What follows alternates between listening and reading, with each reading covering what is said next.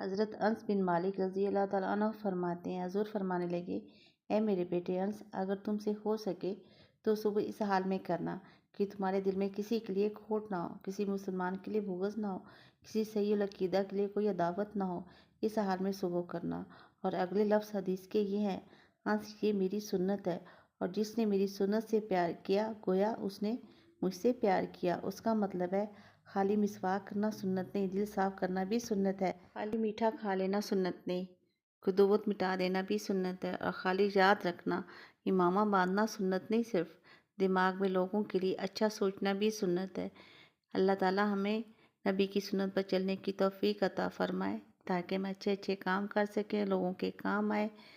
جو اللہ تعالیٰ ہمیں صراط مستقیم پر چلنے کی توفیق عطا فرمائے، آمین ثم آمین۔